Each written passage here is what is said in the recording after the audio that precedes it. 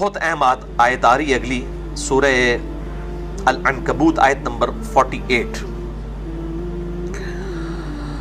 وَمَا كُنْتَ تَتْلُو مِن قَبْلِهِ مِن کتاب، اور اے محبوب صلی اللہ علیہ وآلہ وسلم اس کتاب کے نزول سے پہلے آپ کبھی کسی کتاب میں سے کوئی چیز پڑھ نہیں سکتے تھے، یعنی آپ امی تھے، لکھنا پڑھنا آپ نہیں جانتے تھے۔ وَلَا تَخُطُّهُ بِيَمِينِكَ، اور نہ ہی آپ اپنے دائیں ہاتھ سے کچھ لکھ سکتے تھے۔ اِذًا لَارْتَابَ الْمُبْطِلُونَ، اگر ایسا ہوتا تو کافروں کو یہ بات شک میں ڈال دیتی، یعنی یہ کتاب آپ نے خود گھڑ لی ہے، یعنی آپ نہ لکھنا جانتے تھے اور نہ پڑھنا جانتے تھے۔ یہ آپ کا معجزہ تھا اور آپ کے حق میں یہ آپ کی فضیلت ہے۔ عام آدمی کا ان پڑھ ہونا، امی ہونا، یہ اس کے لیے نٹوریس چیز ہے، لیکن نبی صلی اللہ علیہ وآلہ وسلم کا امی ہونا یہ آپ صلی اللہ علیہ وآلہ وسلم کے حق میں آپ کا معجزہ ہے۔ اور اس میں میں نے بڑی ڈیٹیل سے لیکچر دے دیا ہے، مسئلہ نمبر 85، قرآن اور قتال ہمارے محبوب صلی اللہ علیہ وآلہ وسلم کی دو خصوصیات،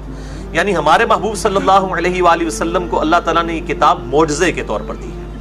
اگلے نبیوں کا معجزہ ٹینجیبل فارم میں فزیکل فینومینا آف نیچر کو توڑنے والا حصی معجزات ہوتے تھے، مردوں کو زندہ کرنا، آسا کو اژدہا میں بدل دینا، لیکن ہمارے محبوب صلی اللہ علیہ وآلہ وسلم کا معجزہ قیامت تک کے لیے باقی ہے، اور وہ یہ الکتاب ہے، قرآن۔ میں نے کہا تھا نا اب اس آیت کے اوپر گھنٹوں بولا جا سکتا ہے۔ تو یہ چیز لوگوں کو شک میں مبتلا کر دیتی کہ آپ صلی اللہ علیہ وآلہ وسلم نے یہ خود کتاب گھڑ لی ہوگی، لیکن اس کا مطلب یہ نہیں ہے کہ کوئی آپ صلی اللہ علیہ وسلم کا کوئی دایاں ہاتھ کام نہیں کرتا تھا یا آپ بالکل ہی کچھ نہیں لکھ سکتے تھے۔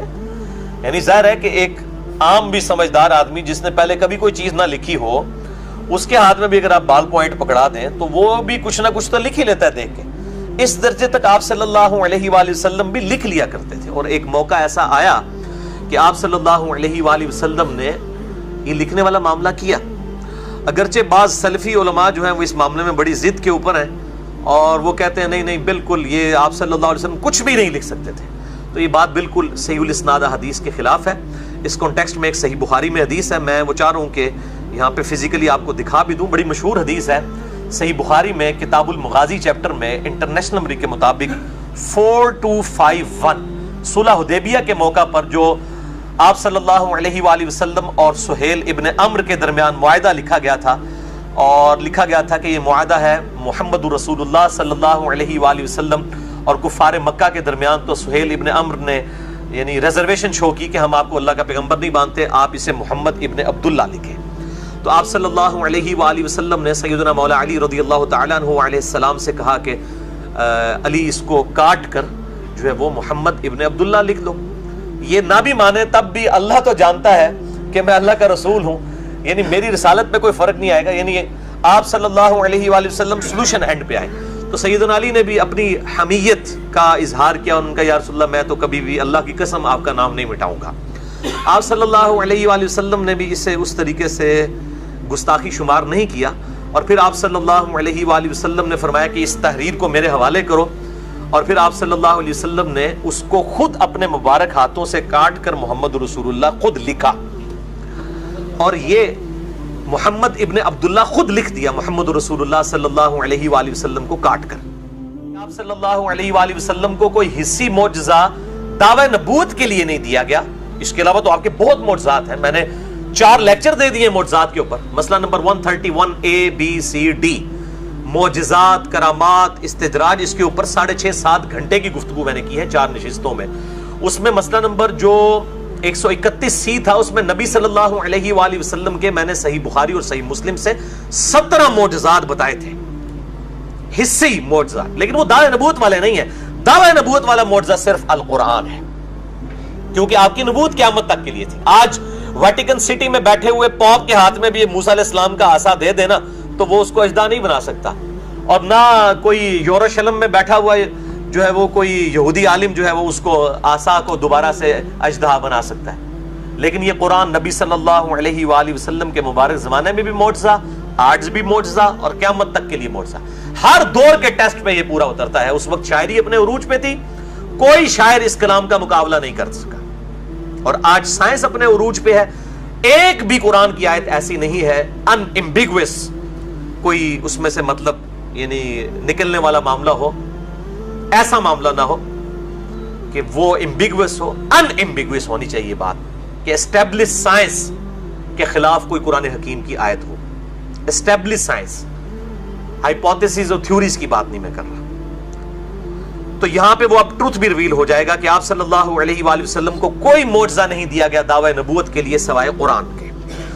بل ہوا آیات بینات فی صدور الذین اوتوا العلم، بلکہ وہ روشن آیات ہیں جو کہ سینوں میں محفوظ ہیں ان لوگوں کے کہ جن کو علم دیا گیا ہے. یعنی نبی صلی اللہ علیہ وآلہ وسلم کے سینے میں محفوظ ہوئی اور آپ کے ذریعے آپ کے اصحاب کے سینے میں.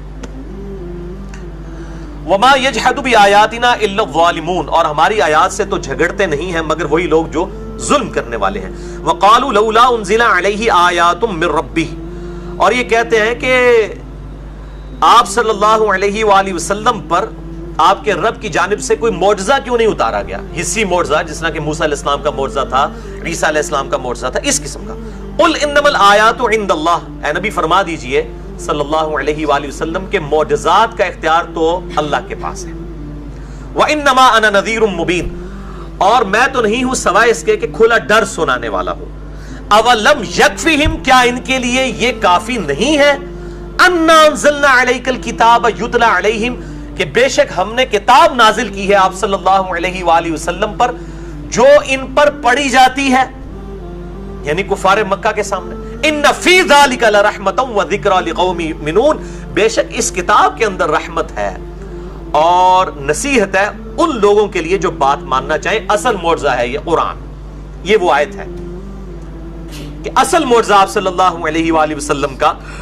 قرآن ہے. کیونکہ قرآن حکیم میں یہ ٹاپک کئی جگہ ہے کہ نبی کو معجزہ کیوں نہیں دیا گیا، نبی کو معجزہ کیوں نہیں دیا گیا. حتیٰ کہ سورہ بنی اسرائیل میں وہ 9 معجزات کا ذکر بھی ہے جو کافر منہ مانگے معجزات مانگتے تھے کہ تم آسمان پہ چڑھ کے بتا دو، کوئی تمہارے لیے باغ ہو جائے جس میں تم نہریں رواں کر دو، اور آسمان پہ چڑھنے کو بھی نہیں مانیں گے، وہاں سے کوئی کتاب لے کر نازل ہو ہمارے سامنے فزیکلی اوپر سے یوں اترو. تو اللہ تعالیٰ نے ان تمام چیزوں کے جواب میں فرمایا کہ نبی تم فرما دو کہ میں تو ایک انسان ہوں، معجزات کا اختیار اللہ کے پاس.